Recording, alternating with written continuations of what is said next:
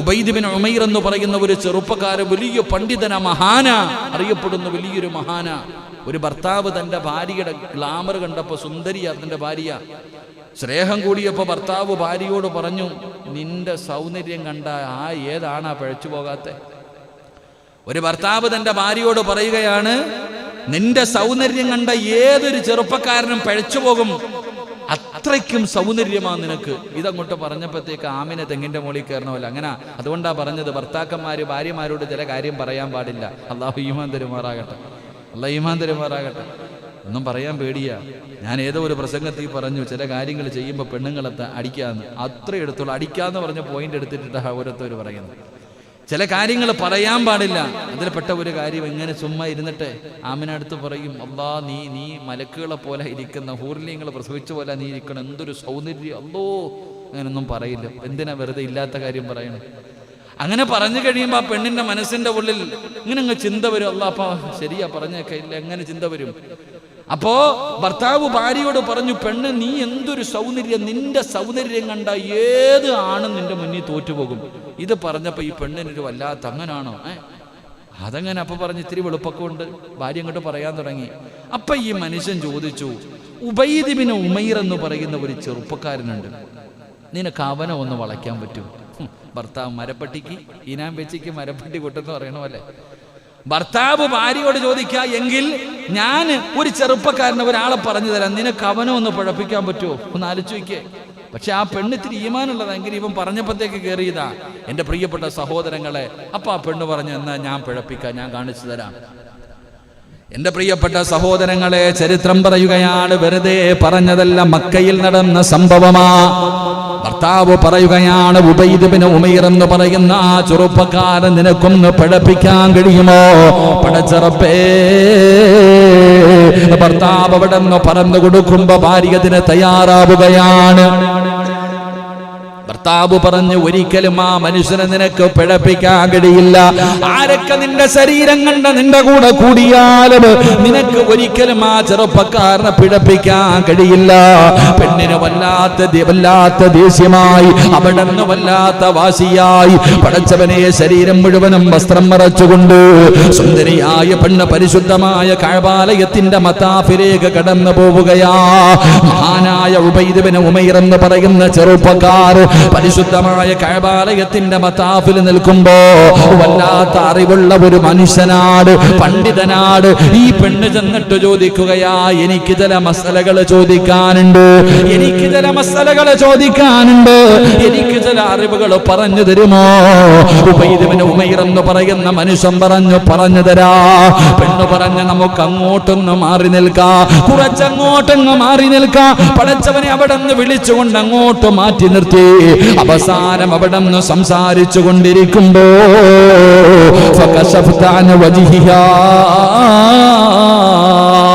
പെണ്ണ് തന്റെ മുഖത്തിട്ടിരിക്കുന്ന മറയങ്ങ് മാറ്റുകയാണ്, തന്റെ ഹിജാബെടുത്ത് മാറ്റുകയാണ്.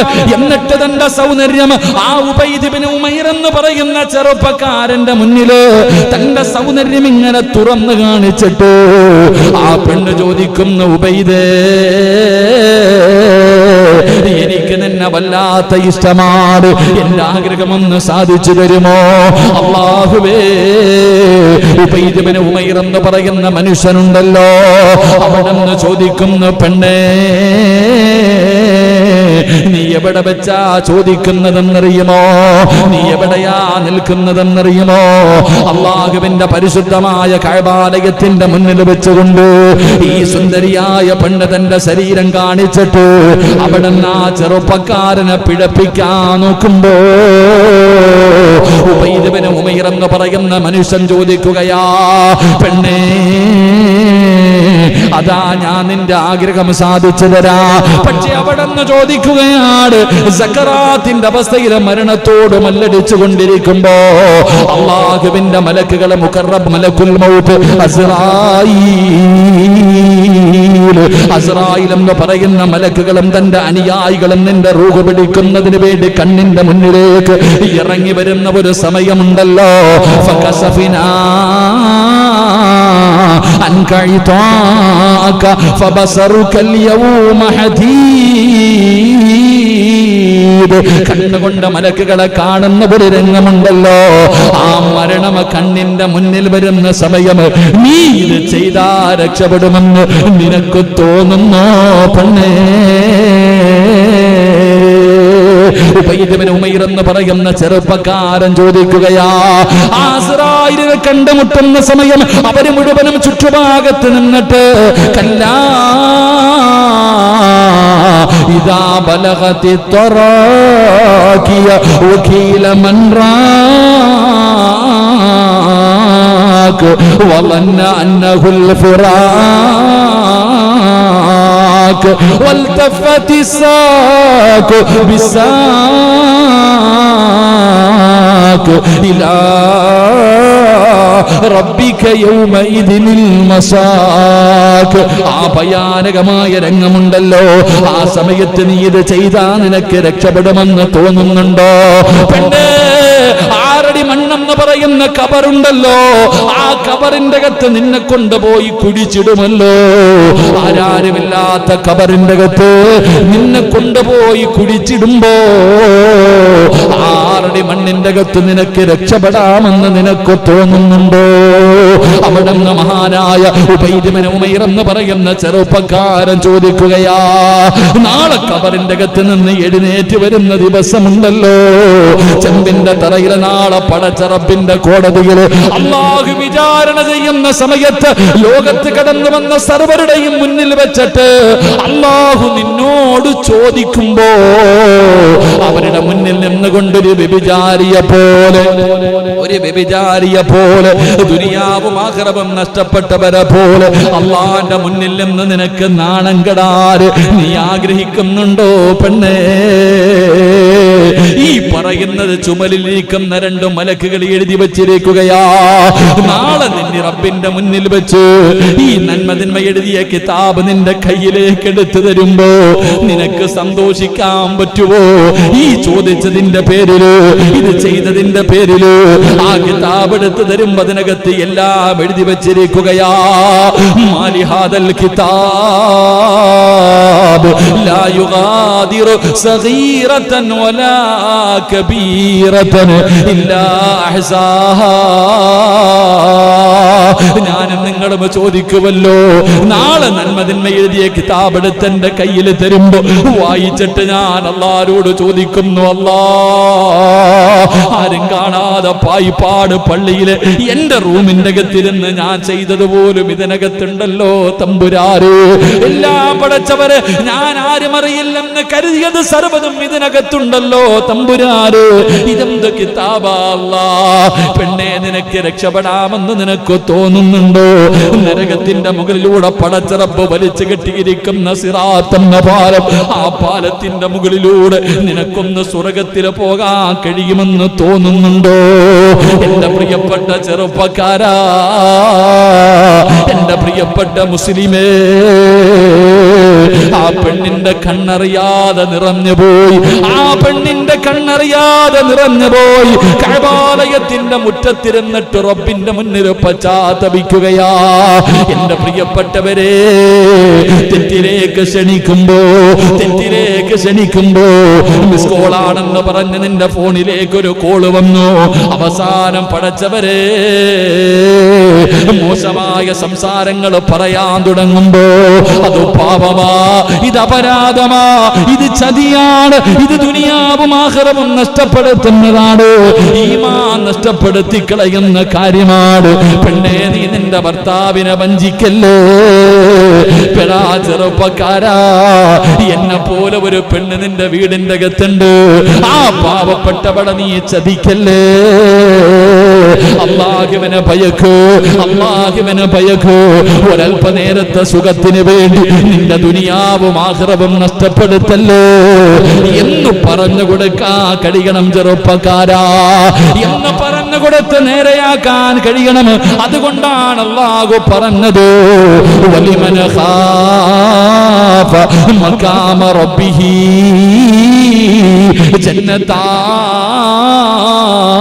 ജന്നതാൻ. കിട്ടിയാൽ, പാപങ്ങൾ ചെയ്യാൻ അവസരം കിട്ടുമ്പോ, കള്ളു കുടിക്കാൻ അവസരം കിട്ടുമ്പോ, പലിശ തിന്നാൻ അവസരം കിട്ടുമ്പോ, ഹറാമായ വഴിയിലൂടെ പണം എളുപ്പത്തിൽ കിട്ടാൻ വഴികളുണ്ടാകുമ്പോ, ഈ സമയത്ത് ആരുടെ കണ്ണ് വെട്ടിച്ചാൽ എന്നെ പടച്ച റബ്ബിന്റെ കണ്ണ് വെട്ടിക്കാൻ കഴിയില്ലല്ലോ. അല്ലാഹു കാണുന്നുണ്ടല്ലോ, അല്ലാഹു ഉറങ്ങുന്നില്ല, അല്ലാഹു കാണുന്നുണ്ട്, അല്ലാഹു ഹാദിരി, അല്ലാഹു നാദിരി, അല്ലാഹു ഷാഹിദി, അല്ലാഹു മഈൻ. അല്ലാഹ് എല്ലാം കണ്ടുകൊണ്ടിരിക്കുകയാണ്. അല്ലാഹയാണ് സാക്ഷി, അല്ലാഹുവാണ് സാക്ഷി. ഈ പറയുന്നത് എന്റെ റബ്ബ് കണ്ടുകൊണ്ടിരിക്കുകയാ, റബ്ബ് കേട്ടുകൊണ്ടിരിക്കുകയാ, എല്ലാം അല്ലാഹു കണ്ടുകൊണ്ടിരിക്കുകയാണ്. പടച്ചവനെ, അല്ലാഹ് കാണുന്നുണ്ടെന്നുള്ള ഓർമ്മയുണ്ടായിട്ട് പാപം ചെയ്താ അത് ധിക്കാരമല്ലേ? മഹാനായ സയ്യിദന അലി ഇബ്നു അബീ താലിബ് റളിയല്ലാഹു തആല അൻഹു ചോദിക്കുന്നുണ്ടെടാ, എങ്ങനെ കഴിയുന്നടാ നിനക്ക് വ്യഭിചരിക്കാൻ? എങ്ങനെ കഴിയുന്നു നിനക്ക് കള്ളുകുടിക്കാൻ? അല്ലാഹ് കാണുന്നുണ്ടല്ലോ, ആര് കണ്ടില്ലെങ്കിൽ. ആ അല്ലാഹ് കാണുന്നുണ്ടെന്ന് ഓർമ്മയുണ്ടായിട്ട് നീ ചെയ്യുന്നല്ലോ. ഈ ധിക്കാരത്തിന് നീ നാളെ അല്ലാഹുവോട് എന്ത് മറുപടി പറയും? അല്ലാഹു കാത്തുരക്ഷിക്കുമാറാകട്ടെ, അല്ലാഹു കാത്തുരക്ഷിക്കുമാറാകട്ടെ. എൻ്റെ പ്രിയപ്പെട്ട സഹോദരങ്ങളെ, നമ്മളെ തെറ്റിലേക്ക് വിളിക്കുന്ന സമയത്ത് നമുക്ക് അതിൽ നിന്ന് പിന്തിരിയണം. നമ്മുടെ നഫ്സിനെ നമുക്ക് പിടിച്ചിർത്താൻ കഴിയണം. മോശമായ കാര്യങ്ങൾ കാണുമ്പോൾ അവസരങ്ങൾ നമ്മൾ മാറണം. അങ്ങനെ മാറുമ്പോഴാ അള്ളാഹു നമുക്ക് സ്വർഗം തരുന്നത്. എന്തുകൊണ്ടാ സഹോദരങ്ങളെ? അള്ളാഹു മലക്കുകളെക്കാളും നമുക്ക് മഹത്വം നൽകിയേ. മലക്കുകളെക്കാളും മഹത്വം അള്ളാഹു നമുക്ക് എന്തേ? എൻ്റെ പ്രിയപ്പെട്ട സഹോദരങ്ങൾ, അള്ളാഹുവിൻ്റെ മലക്കുകൾ ഭക്ഷണം കഴിക്കുന്നുണ്ടോ? അവർ 24 മണിക്കൂറും ഇബാദത്തും ചെയ്തിരിക്കുക, അവർക്കൊന്നുമില്ല. പക്ഷെ നമ്മൾ പഠിച്ചവനെ, എടാ റോഡിലൂടെ പോകുമ്പോൾ എന്തെല്ലാം പോസ്റ്ററുകൾ കാണുന്നു, എന്തെല്ലാം വൃത്തികേടുകൾ കാണുന്നു, പാപങ്ങൾ ചെയ്യാൻ ഒരുപാട് അവസരമുണ്ട്. ഇതെല്ലാം ഉണ്ടായിട്ടും ഇതിൻ്റെ ഇടയിലൂടെ അല്ലാ എന്ന് വിളിച്ചടക്കണം. അതുകൊണ്ടാണ് നമുക്ക് സ്വർഗം അല്ലാഹ് തരുന്നത്. ആ മലക്കുകളെക്കാളും മഹത്വം നമുക്ക് നൽകുന്നത്. അല്ലാഹു ഈമാൻ നൽകുമാറാകട്ടെ. കാട്ടിൽ പോയിരുന്ന് ജീവിക്കാം, വനത്തിൽ പോയി ജീവിക്കാം. ഓൻ എന്ത് പാപം ചെയ്യാനാ? അവൻ അവിടെ നിന്ന് സിനിമ കാണാൻ പറ്റുമോ? അല്ലെങ്കിൽ ഏതെങ്കിലും പെണ്ണുങ്ങളുമായിട്ട് ചാറ്റ് ചെയ്യാനോ ഒന്നും പറ്റത്തില്ല. അങ്ങനല്ല, എല്ലാവരും തെറ്റ് ചെയ്യുന്നതിൻ്റെ ഇടയിലൂടെ, അതാണല്ലോ ഒഴുക്കിന് എതിരെ അതാണ് ചെറിയ മീനൊക്കെ ഇങ്ങനെ നീന്തിപ്പോണില്ലേ, ഇതുപോലെ ഒഴുക്കിൻ്റെ കൂടെ പോകലല്ല. എല്ലാവരും തലതിരിഞ്ഞ് നടക്കുമ്പോൾ നമുക്ക് നേർമാർഗത്തിൽ നടക്കാൻ കഴിയണം. അല്ലാഹു ഭാഗ്യം നൽകുമാറാകട്ടെ. അങ്ങനെ നടക്കുമ്പോഴാ ചെറുപ്പക്കാർക്കൊക്കെ പഠിക്കേണ്ട ചരിത്രമുണ്ട്. ഒരു ചെറുപ്പക്കാരൻ്റെ ചരിത്രമുണ്ട്. വല്ലാത്ത അത്ഭുതം. ഒരു ചെറുപ്പക്കാരനെ കാണുമ്പോൾ ഇങ്ങനെ ചോദിക്കും, മോനെ, ഇങ്ങനെ ചോദിക്കും, നീ എന്ത് സുഗന്ധമാണ് തേച്ചിരിക്കണേ? വല്ലാത്ത സുഗന്ധം ചരിത്രത്തിൽ കാണാം. അള്ളാഹു പഠിക്കാൻ ഭാഗ്യം നൽകുമാറാകട്ടെ. ഈ ആഫി എന്ന് പറയുന്ന ഒരു ചെറുപ്പക്കാരനുണ്ട്. ഈ ചെറുപ്പക്കാരനെ കാണുമ്പോൾ വല്ലാത്ത സുഗന്ധമാണ്, ശരീരത്തിൽ നിന്ന് ഇങ്ങനെ സുഗന്ധം അടിച്ചു വീശുകയാ. എല്ലാവരും ചോദിക്കും, നീ ഇതെവിടുന്നാ, ഇവിടെ എവിടുന്നാ? യാഫി എന്ന ചെറുപ്പക്കാരൻ സത്യത്തിൽ ശരീരത്ത് സുഗന്ധം തേച്ചിട്ടില്ല. അള്ളാഹു പഠിക്കാൻ ഭാഗ്യം തരുമാറാകട്ടെ. ഒരു 3 സ്വലാത്ത് പറ. സല്ലല്ലാഹു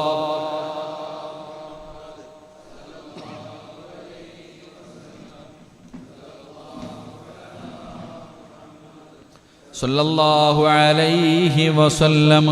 അല്ലാഹുമ്മ സ്വല്ലി അലാ മുഹമ്മദ് യാ റബ്ബി സ്വല്ലി അലൈഹി വസല്ലം. അല്ലാഹു നമ്മളെ രക്ഷപ്പെടുത്തുമാറാകട്ടെ. ഈ സ്വലാത്തിന്റെ ബറക്കത്ത് കൊണ്ട് അല്ലാഹു നമ്മുടെ രോഗങ്ങളൊക്കെ അല്ലാഹു ശിഫ നൽകി അനുഗ്രഹിക്കുമാറാകട്ടെ. യാഫി എന്ന് പറയുന്ന ഈ ചെറുപ്പക്കാരൻ ഇങ്ങനെ നടന്നു പോകുമ്പോൾ എല്ലാവരും ചോദിക്കുന്നു, യാഫിയെ, നീ ഈ സുഗന്ധം എവിടെ നിന്നാ മേടിച്ച? വല്ലാത്ത സുഗന്ധം. ആ ചെറുപ്പക്കാരൻ പറയും, ഞാൻ എൻ്റെ ശരീരത്ത് സുഗന്ധം തേച്ചിട്ടില്ല. ചരിത്രം പറയുകയാണ്, അവസാനം ഈ വീടിൻ്റെ അയൽവാസിയായ ഒരു മനുഷ്യനുണ്ട്. ആ മനുഷ്യൻ പോയിട്ട് കരഞ്ഞുകൊണ്ട് ചോദിച്ചു, യാഫിയെ, ഇതെവിടെ നിന്നാ? എനിക്ക് നിസ്കരിക്കാൻ പറ്റുന്നില്ല. എൻ്റെ വീടിൻ്റെ അകത്തിരുന്ന് ഇബാദത്ത് ചെയ്യുമ്പോൾ നിന്റെ ഈ സുഗന്ധം ഇങ്ങനെ അടിക്കുന്ന കാരണം എൻ്റെ നമസ്കാരത്തിൽ നിന്ന് ശ്രദ്ധ പോലും മാറിപ്പോകുന്നു. അതുകൊണ്ട് ഇതെവിടെ നിന്നാ? ഒന്ന് പറഞ്ഞതാ. നീ എന്തിനാ ഇത്രയും വലിയ സുഗന്ധം തേക്കുന്നത്? ആ യാഫി എന്ന ചെറുപ്പക്കാരൻ കരഞ്ഞുകൊണ്ട് പറഞ്ഞു, തങ്ങളെ, ഞാൻ സുഗന്ധം തേച്ചിട്ടില്ല. എൻ്റെ ശരീരത്തെ ഞാൻ സുഗന്ധം തേച്ചിട്ടില്ല. എൻ്റെ ശരീരത്തിൽ ഞാൻ സുഗന്ധം തേച്ച് പിന്നെ എങ്ങനെ ഈ മണക്കണേ? നിന്റെ ശരീരം വല്ലാതെ സുഗന്ധം അടിക്കുന്നല്ലോ, നീ പോകുമ്പോൾ സുഗന്ധം പരിമളം ഇങ്ങനെ അടിച്ചു വീശുന്നല്ലോ, എങ്ങനാ? ആ ചെറുപ്പക്കാരൻ കരഞ്ഞുകൊണ്ടൊരു ചരിത്രം പറയുകയാ. യാഫി എന്ന് പറയുന്ന ആ ചെറുപ്പക്കാരൻ കരഞ്ഞുകൊണ്ട് തന്റെ ജീവിതത്തിൽ സംഭവിച്ച ഒരു ചരിത്രം. എന്റെ പ്രിയപ്പെട്ട സഹോദരങ്ങളെ, വല്ലാത്ത സൗന്ദര്യമുള്ള ചെറുപ്പക്കാരനാ യാഫി എന്ന് പറയുന്ന ചെറുപ്പക്കാരൻ. പാവപ്പെട്ടവനാണെങ്കിലും കാണാൻ വല്ലാത്ത സുന്ദരനാണ്. റബ്ബേ, ഒരു ദിവസം തന്റെ കുടുംബത്തിലേക്ക്, തന്റെ വീട്ടിലേക്ക് അതാ കൊട്ടാരത്തിൽ നിന്ന് തോഴിമാര് കടന്നു വരികയാണ്. കൊട്ടാരത്തിലെ പെണ്ണുങ്ങൾ കടന്നു വന്നു. യാഫിയെ നിന്നെ കൊട്ടാരത്തിലേക്ക് വിളിക്കുകയാണ്, നിന്നെ കൊട്ടാരത്തിലെ റാണി വിളിക്കുകയാണ്. പടച്ചവനെ, യാഫി എന്ന് പറയുന്ന ചെറുപ്പക്കാരൻ അവിടെ നിന്ന് കൊട്ടാരത്തിലേക്ക് കടന്നുപോയി. അതാ പടച്ചവനെ, ഓരോ റൂമിങ്ങനെ കിടക്കുമ്പോഴും കവാടങ്ങൾ അടഞ്ഞുകൊണ്ടിരിക്കുകയാണ്. അവസാനം ഈ ചെറുപ്പക്കാരൻ നടന്നു അതാ രാജകൊട്ടാരത്തിന്റെ മണിയറക്കകത്തേക്ക് കൊണ്ടുപോവുകയാ. ആ രാജകൊട്ടാരത്തിന്റെ മണിയറക്കകത്ത് കടന്നു ചെല്ലുമ്പോ രാജാവിന്റെ പൊന്നാര മകളുണ്ടല്ലോ,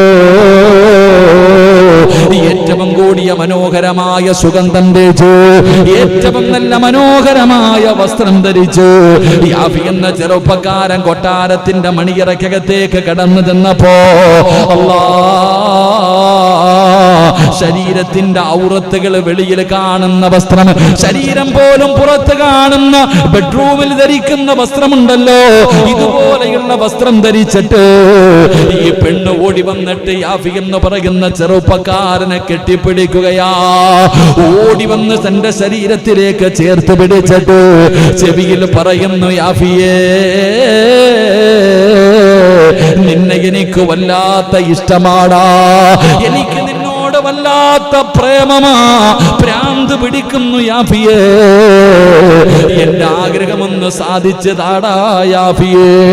ആ പെണ്ണ് തന്റെ മാറിടത്തിലേക്ക് പിടിച്ചു കിടത്തിയിട്ട് യാഫി എന്ന് പറയുന്ന ചെറുപ്പക്കാരനോട് കിടന്ന് യാചിക്കുകയാണ്.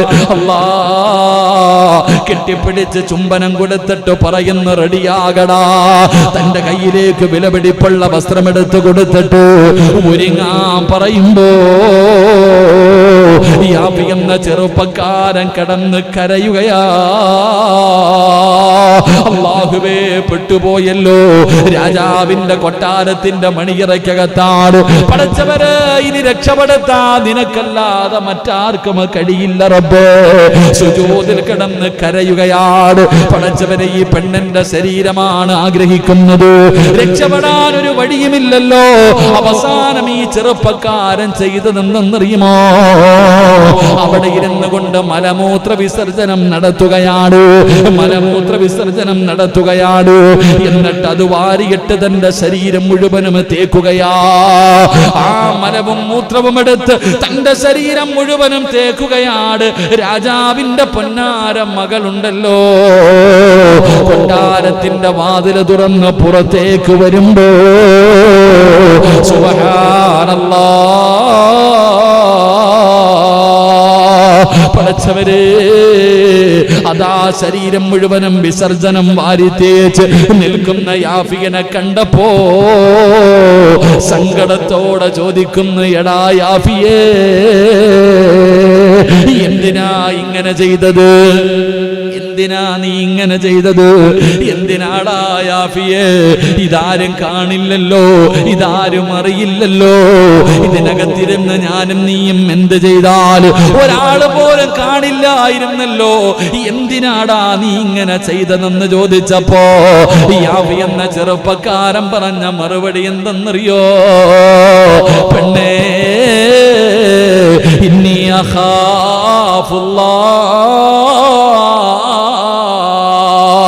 എനിക്കല്ലാനെ പേടിയാടി, എനിക്കല്ലാനെ പേടിയാടി.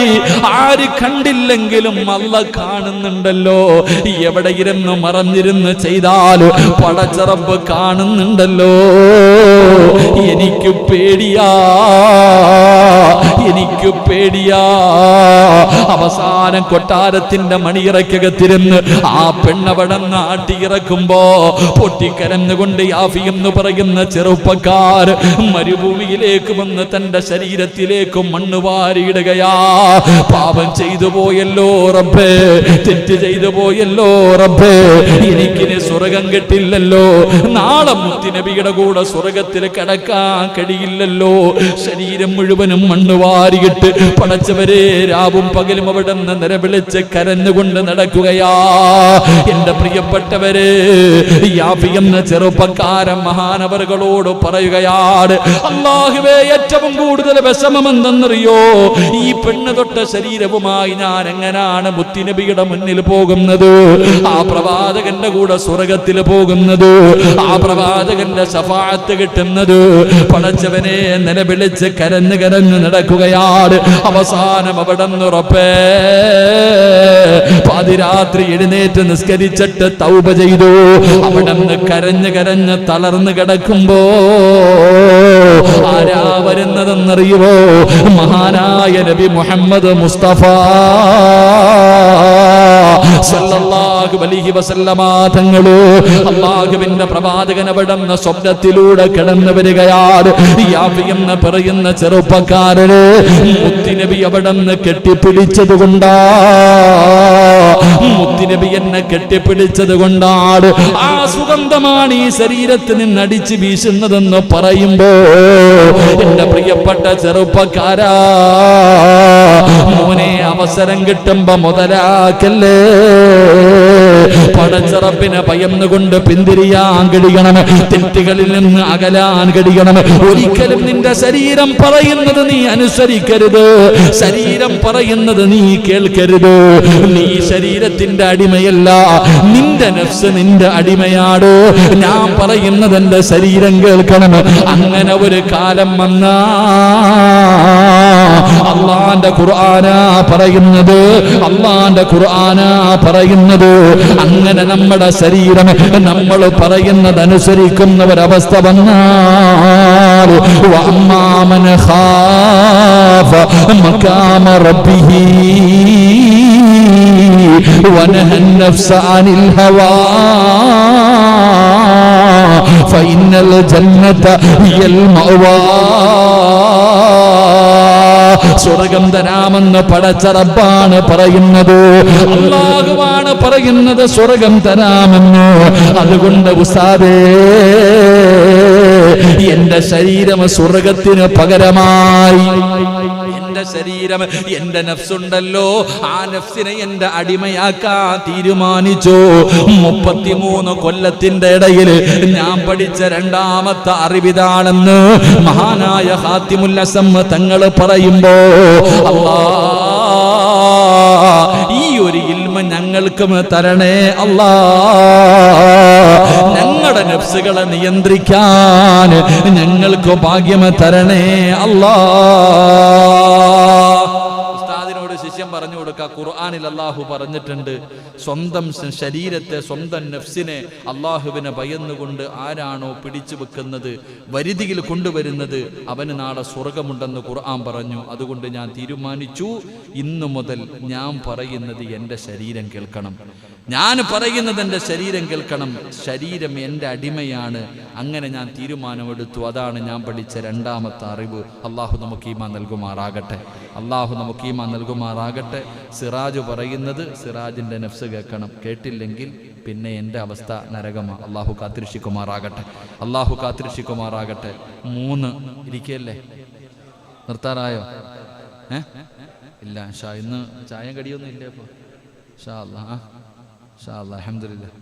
എല്ലാവരും ഇൻഷാ അല്ലാഹ്, എല്ലാവരും എന്തെങ്കിലുമൊക്കെ കരുതിക്കൊണ്ട് നമ്മുടെ പരിപാടിക്ക്, വെള്ളിയാഴ്ച ദിവസത്തെ പരിപാടിക്കൊക്കെ വേണ്ടി ഇൻഷാ അല്ലാഹ്. ഇന്ന് ഹദ്ദാദ് ഉണ്ടായിരുന്ന ഒരു സഹോദരൻ, ഹദ്ദാദ്, അല്ലാഹു സുബ്ഹാനഹു വ തആല അദ്ദേഹത്തിൻ്റെ സദഖ അല്ലാഹു സ്വീകരിക്കുമാറാകട്ടെ, അർഹമായ പ്രതിഫലം അല്ലാഹു നൽകി അനുഗ്രഹിക്കുമാറാകട്ടെ. വെള്ളിയാഴ്ച ദിവസം മഗ്രിബ് നമസ്കാരം കഴിഞ്ഞിട്ടൊരു 5 മിനിറ്റേ ഉള്ളൂ ഹദ്ദാദ്, അരമണിക്കൂറൊന്നും ഇല്ല. നിങ്ങളൊക്കെ ഇരിക്കണം, നിസ്കാരം കഴിഞ്ഞ് എല്ലാവരും പോവാപ്പാ. ഒരു 10 മിനിറ്റേ ഉള്ളൂ. അൽഹംദുലില്ലാഹ്, വേറെ ഒന്നുമില്ല. ഹദ്ദാദ് ആഴ്ചയിൽ ഒരു ദിവസമാണ് നമ്മൾ ഓതുന്നത്. അതുകൊണ്ട് ഇൻഷാ അല്ലാഹ് അടുത്ത വെള്ളിയാഴ്ച മുതൽ ഹദ്ദാദിൽ എല്ലാവരും പങ്കെടുക്കണം. ഒരു കാരണവശാലും അത് നിർത്താൻ പാടില്ല കേട്ടോ. ഉസ്താമാരെ, സലീം ഉസ്താദും എല്ലാവരും ഉണ്ട്. ഒരു കാരണവശാലും ആരെങ്കിലും ഉണ്ടോ ഇല്ലേ അത് നമ്മൾ നോക്കേണ്ട കാര്യമില്ല. ഒരു കാരണവശാലും മുടങ്ങാതെ ഇൻഷാ അല്ലാഹ് അത് നമുക്ക് തുടങ്ങിയത് നിർത്താൻ എളുപ്പമാണ്. പക്ഷേ ഇൻഷാ അല്ലാഹ് അതെന്തായാലും നിർത്താതെ തുടരണം. അള്ളാഹു ഭാഗ്യം നൽകുമാറാകട്ടെ. അപ്പോൾ ആരെങ്കിലും ഇല്ലെങ്കിൽ, ഇനി ഉസ്താമാരാരെങ്കിലും ഇല്ലെങ്കിൽ ഇൻഷാ അല്ലാഹ് നിങ്ങളൊക്കെ ഏൽപ്പിച്ചിരിക്കുക, നിങ്ങൾ ആരെങ്കിലും അത് ഓതണം ഇൻഷാ അല്ലാഹ്. അള്ളാഹു അത് നിർത്താതെ ഖിയാമത്ത് നാൾ വരെ അള്ളാഹു അത് തുടരാൻ അള്ളാഹു ഭാഗ്യം നൽകുമാറാകട്ടെ, അള്ളാഹു ഭാഗ്യം നൽകുമാറാകട്ടെ. എൻ്റെ പ്രിയപ്പെട്ട സഹോദരങ്ങളെ, 3ാമത്തെ കാര്യം, മഹാനായ ഹാത്തിമുൽ അസം റളിയല്ലാഹു തആല അൻഹു അവിടെ നിന്ന് പറഞ്ഞു കൊടുക്കുന്ന മൂന്നാമത്തെ കാര്യം എന്തെന്നറിയുമോ? ഞാൻ അല്ലാഹുവിന്റെ പരിശുദ്ധമായ ഖുർആനിൽ ഒരായത്ത് കണ്ടു. അള്ളാന്റെ വിശുദ്ധമായ ഖുർആനിൽ അല്ലാഹുവേ, മഹാനവറുകൾ പറയുന്നു, ഞാൻ ജനങ്ങളിലേക്ക് എല്ലാവരിലേക്കും നോക്കി. എല്ലാവരും ഓരോ വസ്തുക്കൾ ഇങ്ങനെ സൂക്ഷിച്ചു വെക്കുകയാ. ജനങ്ങളിലേക്ക് നോക്കുമ്പോൾ ജനങ്ങളെല്ലാവരും പടച്ചവനെ വിലപ്പെട്ട ചില സാധനങ്ങൾ അവിടെ നിന്ന് സൂക്ഷിച്ചു വെക്കുന്നതായി ഞാൻ കാണുകയാണ്. എന്തിനാണ് ഇവരൊക്കെ ഇത് സൂക്ഷിച്ചു വെക്കുന്നത്? അപ്പോഴാണ് അല്ലാഹുവിന്റെ പരിശുദ്ധമായ ഖുർആനിലെ ഒരായത്ത് ഞാൻ കാണുകയാണ്. മാ ഇൻദകും യൻഫദു വമാ ഇൻദല്ലാഹി ബാഖിയാ. മഹാനായ ഖാതിമുൽ അസം തങ്ങൾ പറയുകയാണ്, അല്ലാഹുവിന്റെ പരിശുദ്ധമായ ഖുർആൻ മാ ഇൻദകും യൻഫദു വമാ ഇൻദല്ലാഹി ബാഖ്. പരിശുദ്ധമായ ഖുർആനിലൂടെ അല്ലാഹു പറഞ്ഞത് എന്തെന്നറിയുമോ? എല്ലാവരുടെ കയ്യിലിരിക്കുന്നതും തീർന്നു പോകും. ഈ ലോകത്താരെല്ലാം എന്തൊക്കെ കൂട്ടിവെച്ചാൽ അതെല്ലാം ഒരു ദിവസം തീർന്നു പോകും. പക്ഷേ അല്ലാഹുവിന്റെ കയ്യിലുള്ളതുണ്ടല്ലോ, അത് ഒരിക്കലും തീർന്നു പോകില്ല എന്ന് പരിശുദ്ധ ഖുർആൻ. അല്ലാഹുവിന്റെ ഖുർആനാ പറയുന്നത്, അല്ലാഹുവിന്റെ ഖുർആനാ പറയുന്നത്. എല്ലാവരും സൂക്ഷിച്ചു വെക്കുന്നത് ഒരു ദിവസം തീർന്നു പോകും. അല്ലാഹുവിന്റെ ഖുർആൻ പറയുകയാ, എല്ലാവരും കൂട്ടിവെക്കുന്നത് മുഴുവനും ഒരു ദിവസം തീർന്നു പോകും. പക്ഷെ അല്ലാഹുവിന്റെ കയ്യിലിരിക്കുന്നത് അതുപോലെ തന്നെ ഇരിക്കും. അല്ലാഹു ഈമാൻ തരുമാറാകട്ടെ. അല്ലാഹ് ഈമാൻ തരുമാറാകട്ടെ. എൻ്റെ പ്രിയപ്പെട്ടവരെ, ജനങ്ങൾ മുഴുവനും സ്വർണം കൂട്ടിവെക്കുന്നു, പണം കൂട്ടിവെക്കുന്നു, എല്ലാം അവർ സമ്പാദിക്കുന്നത് മുഴുവനും ആർക്കും കൊടുക്കാതെ കൂട്ടി വെക്കുന്നു. പക്ഷെ അല്ലാഹ് പറഞ്ഞു, ഈ കൂട്ടിവെച്ചത് മൊത്തം ഒരു ദിവസം പോകും. എത്ര കൂട്ടിവെച്ചാലും അതിന് എവിടെ കൊണ്ടുവച്ചാലും എല്ലാം പോകും. പക്ഷെ അല്ലാഹുവിന്റെ കയ്യിലിരിക്കുന്നത് അതുപോലെ തന്നെ ഇരിക്കും. അതുകൊണ്ട് ഇനി ഞാൻ ഇവിടെ ഒന്നും സൂക്ഷിച്ചു വെക്കുന്നില്ല. എനിക്ക് കിട്ടുന്നത് മുഴുവനും അല്ലാഹുവിന്റെ കയ്യിൽ കൊടുക്കാൻ ഞാൻ തീരുമാനിച്ചു. അതാണ് ഞാൻ പഠിച്ച മൂന്നാമത്തെ അറിവ്. അല്ലാഹു നമുക്ക് ഈമാൻ നൽകുമാറാകട്ടെ. അല്ലാഹു ഈമാൻ നൽകുമാറാകട്ടെ. മൂന്നാമത്തെ അറിവ് എന്താ? ഞാൻ എന്തൊക്കെ കൂട്ടിവെച്ചാലും എല്ലാം ഒരു ദിവസം പോവോ? നിങ്ങൾ വെച്ചിരിക്കുന്നത് എവിടെയൊക്കെ കൊണ്ടിട്ടാലും എന്തൊക്കെ ചെയ്താലും ഒരു ദിവസം ഈ കൂട്ടി വെച്ചിരിക്കുന്നത് മുഴുവനും പോകൂലേ? പക്ഷെ അല്ലാഹുവിന്റെ കയ്യിലുള്ളതോ? എൻ്റെ പ്രിയപ്പെട്ട സഹോദരങ്ങൾ, നമ്മൾ അല്ലാഹുവിന്റെ കൈ കൊടുത്തത് അത് സേഫായിട്ട് അവിടെ തന്നെ ഉണ്ടാകും. അതാണ് ഏറ്റവും വലിയ ലോക്കർ. അല്ലാഹു ഈമാൻ തരുമാറാകട്ടെ. അല്ലാഹു ഈമാൻ തരുമാറാകട്ടെ. എൻ്റെ പ്രിയപ്പെട്ട സഹോദരങ്ങളെ, അല്ലാഹുവിന്റെ പ്രവാചകൻ അവിടെ നിന്ന് പറയുകയാ, മഹാനായ ഹാത്തിമുൽ അസം തങ്ങൾ പറയുകയാണ്, അതുകൊണ്ട് എൻ്റെ കയ്യിൽ എന്തെങ്കിലും കിട്ടിക്കഴിഞ്ഞാൽ വൈകുന്നേരത്തിന് മുമ്പേ ഞാൻ അത് അല്ലാഹുവിന് വേണ്ടി കൊടുക്കുമായിരുന്നു. പടച്ചവൻ അല്ലാഹുവിന് കൊടുക്കുമെന്ന് പറഞ്ഞാൽ പാവങ്ങൾക്ക് കൊടുക്കുമായിരുന്നു, യതീമീങ്ങൾക്ക് കൊടുക്കുമായിരുന്നു, രോഗികൾക്ക് കൊടുക്കാൻ തീരുമാനിച്ചു. ഞാനൊന്നും കരുതി വെക്കാറില്ല. എൻ്റെ കയ്യിൽ നാളത്തേക്ക് വേണ്ടി ഞാനൊന്നും കൂട്ടി വെക്കാറില്ല. എല്ലാം അല്ലാഹുവിന്റെ കയ്യിൽ സുരക്ഷിതമായി കൊടുക്കുകയാ. അല്ലാഹുവിന്റെ കയ്യിൽ കൊടുക്കുമെന്ന് പറഞ്ഞാൽ മഹാനായ നബി മുഹമ്മദ് മുസ്തഫ സല്ലല്ലാഹു അലൈഹി വസല്ലമ തങ്ങൾ പറയുകയാണ്, അല്ലാഹുവിന്റെ പ്രവാചകൻ നമുക്ക് പഠിപ്പിച്ചു തരികയാ. അല്ലാഹുവിന്റെ കയ്യിൽ കൊടുക്കുമെന്ന് പറഞ്ഞാൽ മഹാനായ നബി ഹുറൈറ റളിയല്ലാഹു തആല അൻഹു ഖാല റസൂലുള്ളാഹി സല്ലല്ലാഹു അലൈഹി വസല്ലം മൻ തസദ്ദഖ ബിഇദ്ലി തംറത്തിൻ മിൻ കസ്ബി തയ്യിബി വലാ യഖ്ബലുല്ലാഹു ഇല്ല തയ്യിബാ ഫഇന്നല്ലാഹ യതഖബ്ബലുഹാ ബിയമീനിഹി സുമ്മ യുറബ്ബിയുഹും ലിസാഹിബിഹാ. മഹാനായ അബൂ ഹുറൈറ റളിയല്ലാഹു തആല അൻഹു റിപ്പോർട്ട് ചെയ്യുന്ന ഹദീസാണ്. അല്ലാഹുവിന്റെ പ്രവാചകൻ പറയുകയാണ്, ഏതെങ്കിലും ഒരു മനുഷ്യൻ തന്റെ കയ്യിലെ പരിശുദ്ധമായ സമ്പാദ്യത്തിൽ നിന്ന് പരിശുദ്ധമായത് മാത്രമേ അല്ലാഹു സ്വീകരിക്കാറുള്ളൂ. കഷ്ടപ്പെട്ടുണ്ടാക്കിയെടുത്തത് മാത്രമേ അല്ലാഹു സ്വീകരിക്കാറുള്ളൂ. പലിശ വേണ്ട, ഹറാം വേണ്ട, ലോൺ എടുത്തത് വേണ്ട, ഹറാമായ വഴിയിലൂടെ സമ്പാദിച്ചത് വേണ്ട, പറ്റിച്ചുണ്ടാക്കിയത് വേണ്ട. ഹലാലായ സമ്പാദ്യത്തിൽ നിന്ന് ഒരു കാരക്കയുടെ കഷ്ടം നീ സദഖ കൊടുത്താ അല്ലാഹു അത് ഒരു കാരക്കയുടെ പകുതിയാണെന്ന് നോക്കാറില്ല. നീ കൊടുത്തത് ലക്ഷമാണോ 1 രൂപയാണോ, അല്ലാഹു എല്ലാത്തിനും പരിഗണനയൊന്നാണ്. ആ കൊടുത്തത് 1 രൂപയാണെങ്കിലും അല്ലാഹു അവിടെ നിന്ന് തന്റെ വലം കൈ കൈകൊണ്ട് സ്വീകരിക്കുകയാ, അവിടുന്ന് വലത് കൈകൊണ്ട് സ്വീകരിക്കുകയാ. എന്നിട്ട് നിങ്ങളിൽ ഒരാള് തന്റെ വീട്ടിൽ കുതിരയുടെ കുട്ടിയെ വളർത്തുന്നത് പോലെ, ഒരു കുതിരയുടെ ചെറിയ കുഞ്ഞിനെ നിങ്ങൾ വളർത്തുന്നത് പോലെ നീ കൊടുത്ത കാരക്കയുടെ പകുതി ഉണ്ടല്ലോ, അല്ലാഹു നോക്കി വളർത്തുകയാ, അല്ലാഹു നോക്കി വളർത്തുകയാണ്. എന്നിട്ടോ നാളെ നീ പടച്ച റബ്ബിന്റെ പരലോകത്തേക്ക് മീസാൻ എന്ന് പറയുന്ന നന്മതിന്മ തൂക്കുന്ന ത്രാസിന്റെ മുന്നിലെത്തുമ്പോ നീ കൊടുത്ത ഈ കാരക്കയുടെ പകുതി ഉണ്ടല്ലോ, അല്ലാഹു നിനക്ക് ഉഹദ് മലയോളം വലിപ്പമുള്ളതാക്കി അല്ലാഹു നിനക്ക് തിരിച്ചു തരുമെന്ന് നബി മുഹമ്മദ് മുസ്തഫ സല്ലല്ലാഹു അലൈഹി വസല്ലം. ഈ കാണുന്ന പള്ളിക്ക് 1,00,000 കൊടുത്താൽ നീ കൊടുക്കുന്നത് 1 രൂപയാണെങ്കിലും ആ 1 രൂപ എന്റെ പ്രിയപ്പെട്ടവരെ അല്ലാഹു വലത് കൈകൊണ്ട് സ്വീകരിച്ചിട്ട് ഉളുഹിയ മൃഗത്തെ നമ്മൾ വളർത്തുമല്ലോ. എന്റെ പ്രിയപ്പെട്ടവരെ അല്ലാഹു ഒരു കുതിരയുടെ കുഞ്ഞിനെ വളർത്തുന്നത് പോലെ നീ കൊടുത്ത സദഖ അല്ലാഹു വളർത്തുകയാണ്. എന്നിട്ടോ നാളെ നീ പരലോകത്ത് ചെല്ലുമ്പോ പർവ്വതത്തോളം വലിപ്പമുള്ളതാക്കി അല്ലാഹു നിനക്ക് തിരിച്ചു തരുമെന്ന് നബി മുഹമ്മദ് മുസ്തഫ സല്ലല്ലാഹു അലൈഹി വസല്ലമ തങ്ങൾ പറയുമ്പോൾ എന്റെ പ്രിയപ്പെട്ടവരെ സദഖ ചെയ്യാൻ മടിയാട്, നല്ല കാര്യങ്ങൾക്ക് വേണ്ടി കൊടുക്കാൻ മടിയാട്.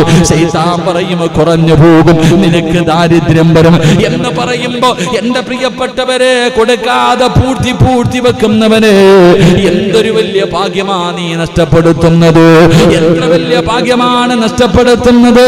മഹാനായ നബി മുഹമ്മദ് മുസ്തഫ സല്ലല്ലാഹു അലൈഹി വസല്ലമ തങ്ങൾ പറയുകയാ, എന്റെ പ്രിയപ്പെട്ടവരെ ഇന്ന സദഖത ലതുത്ഫി അന്നഹിൽ ഖുബൂർ. മഹാനായ പ്രവാചകൻ സല്ലല്ലാഹു അലൈഹി വസല്ലമ തങ്ങൾ പറയുകയാണ്, എന്റെ പ്രിയപ്പെട്ടവരെ സദഖ കൊടുക്കുന്നതിലൂടെ അല്ലാഹു നമുക്ക് തരുന്ന പ്രതിഫലം എന്തെന്നറിയുമോ? അല്ലാഹുവിന്റെ റസൂലാ പറഞ്ഞത്, എത്ര കോടിയുണ്ടെങ്കിലും എത്ര ലക്ഷങ്ങളുണ്ടെങ്കിലും പാവങ്ങൾക്കും നല്ല കാര്യങ്ങൾക്കും കൊടുക്കാത്ത മനുഷ്യൻ കേട്ടോ, റസൂലുള്ളാഹി തങ്ങൾ പറയുകയാ, ഇന്ന സ്വദഖത അൽ മുസ്ലിമു തസീദു ഫീ അംരിഹി വതംനഉ മിയത തമീതത സൂ വയദ്ഹബുല്ലാഹു ബിഹൽ കിബ്റു വൽ ഫഖ്റു. റസൂലുള്ളാഹി തങ്ങൾ പറയുകയാ, സദഖ കൊടുത്താ കിട്ടുന്ന ഒരു പ്രതിഫലം പറയാ, അത് പള്ളിക്കാകട്ടെ, പാവങ്ങൾക്കാകട്ടെ, കോളേജുകൾക്കാകട്ടെ, മദ്രസകൾക്കാകട്ടെ, രോഗികൾക്കാകട്ടെ, അതാ പാവപ്പെട്ട പെൺകുട്ടികൾക്കാകട്ടെ, ഏത് കാര്യത്തിന് വേണ്ടിയാണെങ്കിലും നീ സദഖ കൊടുത്താ അല്ലാഹു തരുന്ന ഒന്നാമത്തെ പ്രതിഫലം അല്ലാഹു നിന്റെ ആയുസ് വർദ്ധിപ്പിക്കുമെന്ന് ആദരവായ പ്രവാചകൻ നബി മുഹമ്മദ് മുസ്തഫ സല്ലല്ലാഹു അലൈഹി വസല്ലമ തങ്ങൾ പറയുകയാ, നമ്മുടെ ആയുസ് നീട്ടിത്തരണ്ടേ, നമ്മുടെ ആയുസ് നീട്ടണോ, നമ്മുടെ ആയുസിൽ വർധനവ് വേണോ? സദഖ കൊടുത്താൽ, സദഖ കൊടുക്കുന്നതിലൂടെ അല്ലാഹു ആയുസ് നീട്ടിത്തരുമെന്ന് നബി മുഹമ്മദ് മുസ്തഫ സല്ലല്ലാഹു അലൈഹി വസല്ലമ തങ്ങൾ പറയുമ്പോ മുമ്പത്തെ ക്ലാസ്സിൽ നമ്മൾ ചരിത്രം പഠിച്ചവരാ. ഒരു സദഖ കൊടുത്തപ്പോ അബ്ദുറഹ്മാൻ ഇബ്നു ഔഫ് എന്ന് പറയുന്ന സ്വഹാബി മരിക്കുമെന്ന് മുത്തുനബിയുടെ മുന്നിൽ ജിബ്രീൽ എന്ന് പറയുന്ന മലക്ക് വന്ന് പറഞ്ഞു കൊടുത്തതാ. കെട്ടിപ്പിടിച്ച് യാത്രയാക്കി നബിയെ, ഇനി മയ്യത്തെ കൊണ്ടുവരൂ എന്ന് പ്രവാചകന്റെ മുന്നിൽ വന്ന് പറഞ്ഞു കൊടുത്തിട്ട് റസൂലുള്ള യാത്രയാക്കിയ സ്വഹാബി, മയ്യത്തായി തിരിച്ചു വരുമെന്ന് കരുതിയ സ്വഹാബി അല്ലാഹുവിന്റെ റസൂലിന്റെ മുന്നിൽ ജീവനോടെ തിരിച്ചു വന്ന ചരിത്രം പഠിച്ചവരാ. എന്തിന്റെ പേരില്? റൂഹ് പിടിക്കാൻ ഇറങ്ങി വന്ന അസ്റായിൽ എന്ന് പറയുന്ന മലക്കിനെ പോലെ അല്ലാഹു തിരിച്ചു പിടിച്ചെന്ന് മുത്തുനബി എവിടെന്ന് പഠിപ്പിക്കുമ്പോ എന്റെ പ്രിയപ്പെട്ട മുസ്ലിമേ, അല്ലാഹു അസ്റായിലിനെ തിരിച്ചു വിളിക്കുകയാ. എന്തിന്റെ പേരില്? ഒരു പാവപ്പെട്ട 2 യതീമായ മക്കളെ സഹായിച്ചതിന്റെ പേരില്, വിവാഹപ്രായമെത്തിയ 2 യതീമായ പെൺകുട്ടികൾക്ക് കൊടുക്കേണ്ടത് കൊടുത്ത് വിവാഹം കഴിച്ചു കൊടുത്തതിന്റെ പേരിൽ, സദഖ കൊടുത്തതിന്റെ പേരിൽ ആ സ്വഹാബിക്ക് അല്ലാഹു ദീർഘായുസ് കൊടുത്ത ചരിത്രം ഞാനും നിങ്ങളും പഠിച്ചവരല്ലേ. ഇതിനെക്കാളും എന്ത് തെളിവാ വേണ്ടത്? ഇതിനെക്കാളും എന്ത് തെളിവാ വേണ്ടത്? രോഗങ്ങൾ കടന്നു വരുമ്പോ എന്തിനാ പള്ളിക്ക് സദഖ കൊടുക്കുന്നത്? ഉസ്താദേ മാറണം, ദീർഘായുസ് വേണം, ആയുസ് വേണം. പടച്ചവനെ, ഇപ്പോഴും ഒരു പേപ്പറുണ്ട്, ഒരു പ്രിയപ്പെട്ട സഹോദരി 5000 രൂപ തന്നിട്ട് ദുആ ചെയ്യാ പറഞ്ഞിരിക്കുന്നത് എന്തിനെന്നറിയുമോ? ഉസ്താദേ ക്യാൻസർ ആണ്, ഉസ്താദേ ക്യാൻസർ ആണ്, കീമോ ചെയ്തുകൊണ്ടിരിക്കുകയാണ് ഉസ്താദേ, 2 ചെറിയ പെമ്മക്കളുണ്ട് ഉസ്താദേ, അവരെ ഒന്ന് കല്യാണം കഴിച്ച് കാണാൻ, ആ മക്കളെ ഒന്ന് കല്യാണം കഴിച്ച് കൊടുക്കുന്നത് വരെ എനിക്ക് ആയുസ് വേണം ഉസ്താദേ, എനിക്ക് ആയുസ് വേണം ഉസ്താദേ, അതുകൊണ്ടൊന്ന് ദുആ ചെയ്യോ. അല്ലാഹുവേ, ചിന്തിച്ചു നോക്ക്, തന്റെ പൊന്നാര മക്കളെ താരുടെയെങ്കിലും പെൺമക്കളാണ് കയ്യിൽ പിടിച്ചു കൊടുക്കുന്നത് വരെയെങ്കിലും എനിക്ക് ആയുസ് വേണം, എൻ്റെ മക്കളുടെ വിവാഹം എനിക്കൊന്ന് കാണണം, എനിക്ക് ആയുസ് കിട്ടാൻ അല്ലാ ആ പെങ്ങൾക്ക് നീ ദീർഘായുസ് കൊടുക്കണേ അല്ലാ, ആഫിയത്ത് കൊടുക്കണേ അല്ലാ, ആഫിയത്ത് കൊടുക്കണേ അല്ലാ. എത്രയോ പേര് പടച്ചവര് ഇതുപോലെ സദഖ കൊടുത്തിട്ട് അല്ലാഹു രക്ഷപ്പെടുത്തിയവരുണ്ട്. ഹോസ്പിറ്റലിൽ ഐസിയുവിൽ കിടക്കുകയാണ്. ഡോക്ടർ പറഞ്ഞു അറിയിക്കാനുള്ളവരെയൊക്കെ അറിയിച്ചോ, കാണേണ്ടവരെയൊക്കെ കാണിച്ചോ. 24 മണിക്കൂർ ഡോക്ടർമാര് പറഞ്ഞ പലരും ഇന്നും ജീവിച്ചിരിക്കുന്നില്ലേ വാപ്പാ, ഇന്നും ജീവിച്ചിരിക്കുന്നില്ലേ? ഡോക്ടർമാര് പോലും പടച്ചവനെ അത്ഭുതപ്പെട്ടു പോയി. എത്രയോ പേരുടെ ചരിത്രമറിയാ. അള്ളാന്റെ റസൂലാ പറഞ്ഞത്, സദഖ കൊടുക്കുന്നവന്റെ ആയുസ് അള്ളാഹു വർദ്ധിപ്പിക്കുമെന്ന് നബി മുഹമ്മദ് മുസ്തഫ സല്ലല്ലാഹു അലൈഹി വസല്ലമ തങ്ങൾ പറയുമ്പോ രണ്ടാമത്തെ പ്രതിഫലം എന്തെന്നറിയോ? താടിയും തഴമ്പും കൊണ്ട് ഇരിക്കുന്ന എൻ്റെ പ്രിയപ്പെട്ട മുസ്ലിമേ, നിന്റെ അവസാനം എങ്ങനെയാണെന്നറിയോ? നമ്മുടെയൊക്കെ അവസാനം എങ്ങനെയാണ്? പടച്ചവരെ അല്ലാഹു നമ്മളെ കാത്തിരക്ഷിക്കുമാറാകട്ടെ. എൻ്റെ പ്രിയപ്പെട്ടവരെ, ഹജ്ജ് ചെയ്ത മനുഷ്യരുണ്ടല്ലോ, കാസർഗോഡ് ഒരു സ്ഥലത്ത് വാഴ്തിന് പോയി തിരിച്ചു വരുമ്പോ ഒരു വീട് കാണിച്ചിട്ട് കൂടെ നിന്ന മനുഷ്യൻ പറഞ്ഞു, ഉസ്താദേ, ഈ വീട്ടിലെ മനുഷ്യൻ ഹജ്ജ് ചെയ്ത മനുഷ്യനാണ്, അവിടെ നിന്ന് തൂങ്ങിയാണ് മരിച്ചത്. ഹജ്ജ് ചെയ്ത ഹാജിയാര് പടച്ചവനെ അത്ഭുതപ്പെട്ടു പോയി. ഹജ്ജിന് പോയ ഹാജിയാരാണ് അള്ളാന്റെ പരിശുദ്ധമായ കഅബ കണ്ട മനുഷ്യൻ. അല്ലാഹു പുറത്തു കൊടുക്കുമാറാകട്ടെ. എത്രയോ പേര് സഹോദരങ്ങളെ, 5 നേരം നിസ്കരിക്കുന്നവർ, നിസ്കാര തഴമ്പുള്ളവർ ഒറ്റ നിമിഷം കൊണ്ട് മോശമായ മരണത്തിൽ പെട്ടുപോകുന്ന അവസ്ഥ. അല്ലാ, നീ ഞങ്ങളെ കാത്തിരക്ഷിക്കണേ തമ്പുരാനെ. എൻ്റെ പ്രിയപ്പെട്ട സഹോദരങ്ങളെ, അള്ളാന്റെ റസൂല് പറയുകയാ, ഏതെങ്കിലും ഒരു മനുഷ്യന് അള്ളാഹു തന്ന സമ്പാദ്യം പടച്ച റബ്ബിന്റെ തൃപ്തി കരുതിയിട്ട് നല്ല കാര്യങ്ങൾക്ക് വേണ്ടി കൊടുത്താ മോശമായ മരണമുണ്ടല്ലോ, ഈമാൻ നഷ്ടപ്പെട്ടു പോകുന്ന, ഈ ദുനിയാവും ആഖിറവും നഷ്ടപ്പെട്ടു പോകുന്ന മരണം, ദുർമരണങ്ങൾ അല്ലാഹു നമ്മളെ കാക്കുമാറാകട്ടെ, അല്ലാഹു നമ്മളെ കാക്കുമാറാകട്ടെ. എന്തേ ഇത്ര ധൈര്യം? നമുക്ക് ആമീൻ പറയാൻ പോലും മടി, ആമീൻ പറയാൻ പോലും മടി. കാരണം നമ്മൾ തീരുമാനിച്ച് നമുക്ക് ഈമാനുള്ള മരണം കിട്ടുമെന്ന്. എങ്കിൽ എൻ്റെ പ്രിയപ്പെട്ട മുസ്ലിമെ, അള്ളാന്റെ ഖുർആൻ എടുത്ത് നോക്ക്, അള്ളാന്റെ ഖുർആൻ എടുത്ത് നോക്ക്. അള്ളാന്റെ ഖുർആനിൽ അല്ലാഹ് പറയുന്നുണ്ട്, ഒരു മനുഷ്യൻ പട്ടിയെ പോലെ ചത്തുപോയെന്ന്. പട്ടി ചത്തുപോയതുപോലെ ചത്തുപോയെന്ന് പറഞ്ഞ ഒരു ചരിത്രം ഖുർആനിൽ കാണാം. ആരെക്കുറിച്ചാ പറഞ്ഞതെന്നറിയോ? ദുആ ചെയ്താ സ്വീകരിക്കുന്ന ഒരു മഹാന്, ബല്ലാഹുബ്നു ബാഊർ എന്ന് പറയുന്ന ഒരു മഹാന്, മൂസാ നബിയുടെ കാലഘട്ടത്തിൽ ജീവിച്ചവനാണ്.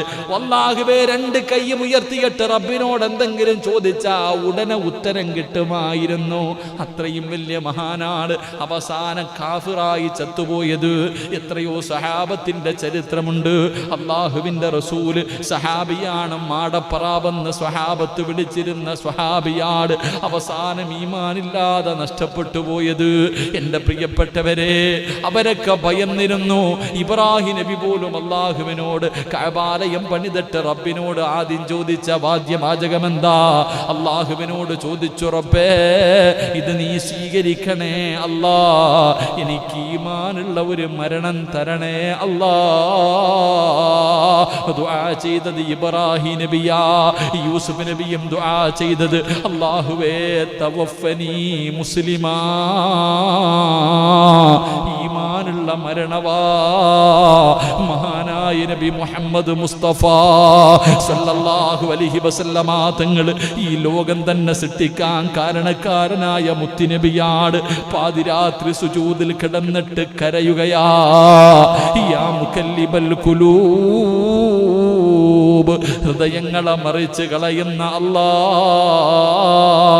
എന്റെ ഹൃദയത്തെ നീ ദീനിൽ ഉറപ്പിച്ച് നിർത്തണേ അല്ലാ. മുത്തുനബി പോലും അവിടെ നിന്ന് ദുആ ചെയ്തെന്ന് ചരിത്രം പറയുമ്പോ എന്റെ പ്രിയപ്പെട്ടവരെ, നല്ല മരണം മൂസിന് കിട്ടുന്നതല്ല. എന്തെങ്കിലും ഒരു നന്മ പറയാ നിന്റെ ജീവിതത്തിലുണ്ടോ? എന്റെ പ്രിയപ്പെട്ടവരെ, സദഖ കൊടുത്താ കിട്ടുന്ന രണ്ടാമത്തെ പ്രതിഫലം നിനക്ക് അല്ലാഹു ദുർമരണം തരില്ലെന്ന് ആദരവായ പ്രവാചകൻ നബി മുഹമ്മദ് മുസ്തഫ സല്ലല്ലാഹു അലൈഹി വസല്ലമ തങ്ങൾ പറയുമ്പോ മൂന്നാമത്തെ പ്രതിഫലം എന്തെന്നറിയുമോ? വയദ്ഹബുല്ലാഹു ബിഹാ അൽ ഖിബ്റു വൽ ഫഖ്റു. അല്ലാഹുവിന്റെ റസൂൽ പറയുകയാണ്, അഹങ്കാരവും ദുരഭിമാനവും അല്ലാഹു നിന്റെ ഹൃദയത്തിൽ തരില്ലെന്ന് നബി മുഹമ്മദ് മുസ്തഫ സല്ലല്ലാഹു അലൈഹി വസല്ലമ തങ്ങൾ പറയുമ്പോ ചിലരൊക്കെ പുത്തൻ പണക്കാരുണ്ടല്ലോ, എന്തൊരു അഹങ്കാരമെന്നറിയോ? പടച്ചവൻ അവന്റെ നടത്തവും അവന്റെ സ്വഭാവവും കണ്ട പാപങ്ങളോടൊന്നും മിണ്ടില്ലല്ലോ. വേണമെങ്കിൽ അങ്ങോട്ട് പോയി മിണ്ടണം, പാപങ്ങളോട് സംസാരിക്കുകയില്ല. പെട്ടെന്ന് പണമുണ്ടാക്കിയവനാട്, ഒരുപാട് സമ്പാദിച്ചു വെച്ചവനാട്. എങ്കിലെന്റെ പ്രിയപ്പെട്ടവരെ, ഒരുപാട് സമ്പത്ത് അല്ലാഹു കൊടുത്തിട്ടുണ്ട്. പാപങ്ങൾക്കൊക്കെ കൊടുക്കുന്നവൻ പടച്ചവനെ ഇങ്ങോട്ട് വന്ന് സലാം പറയുകയാണ്. നമ്മൾ എത്രയോ പേരെ കണ്ടിട്ടുണ്ട്. ചില പുത്തൻ പണക്കാരെന്ന് പറഞ്ഞാൽ പണമൊക്കെ കിട്ടിക്കഴിഞ്ഞാൽ പിന്നെ മിണ്ടൂല.